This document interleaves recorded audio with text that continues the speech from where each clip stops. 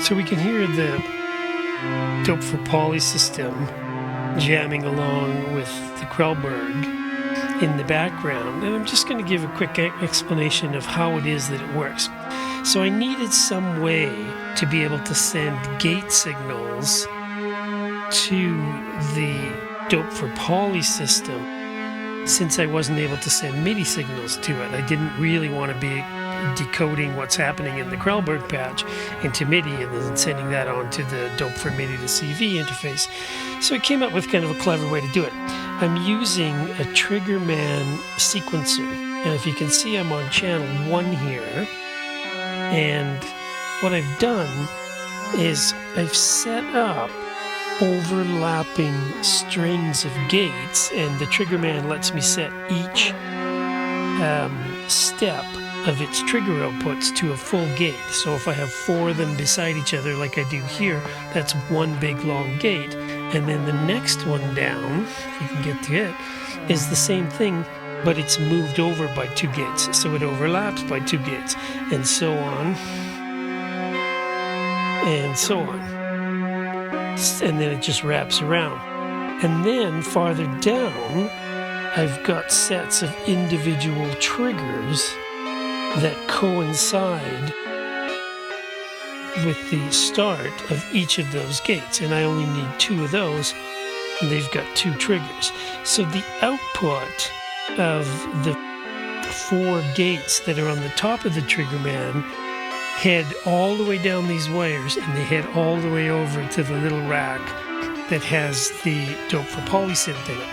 And it's those gates, overlapping gates, that turn on voice 1, 2, 3, 4 in sequence in the polyphonic system. And there's 2 A141-4 polyphonic voltage controlled ADSRs inside the Doepfer polysynth.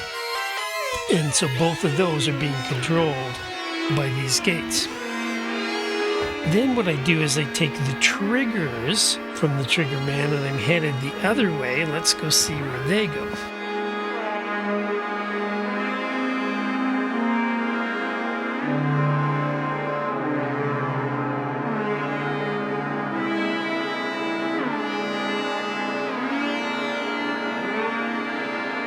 So the triggers are going all the way over here to a couple of mysterious little modules down here in the corner. And these are Doc Sketchy Dixon analog shift registers. So Doc Sketchy, the famous mad scientist of the freak shift fame, previously has been working on these ASRs. This is the old version that I convinced him to put together in Euro for me, but there is a newer, more fully functioned version that I will see if I can get my hands on to do a little look at in terms of having a look to see what it does. What I can tell you about them that has always made them a pleasure to use is he's come up with some way for the output voltages to remain accurate for much longer than you would typically expect from an analog shift register or sample and hold. There doesn't tend to be the kind of capacitor droop like you see in other ones, so if I'm sending pitches out of here to oscillators, those oscillators will tend to stay in tune much longer than a lot of the other kinds of non-digital devices like this that I've tried. So I've got 2 of them, and then the 2 trigger streams from my Triggerman are coming in there, and they're clocking these, and then coming into these is basically note information that comes from the same sample and holds from our U-scale quantizer that drives the rest of the patch. So these are the clocks coming in here on the bottom. These are the inputs coming from the sample and holds, and then these 4 become our pitches. So each of the separate ASRs grabs its own note, and then it sends it firstly to 1, and then the next clock sends it to 2, and then I'm not using 3, but meanwhile 3 and 4 are on the other side. So At a maximum, I'll get 4 different note pitches out of these that I'm then sending through. And we'll take a look where that's going.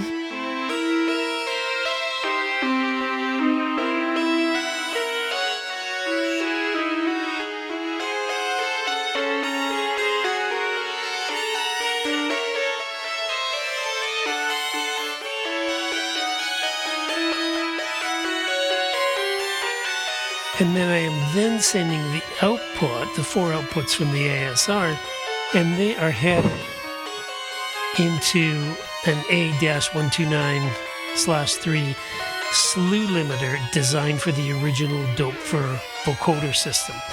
And typically you would use 3 of these in a vocoder system to slew all 15 bands. Surprisingly, they'll actually work fairly good, not 100%, but fairly good in terms of allowing me to add some portamento to 1 volt per octave voltages without pushing it too much out of tune. The other cool thing about it is that it's voltage controlled, and the little module beside it takes CV in and then will let me lengthen or shorten the portamento time on all 4 of these. So it's like a polyphonic portamento. Then I come back out of there and then I go into one of these new Doepfer busing interfaces that uses a Cat8 cable and shoots it all the way to the other side of my system. So let's go over there and take a look.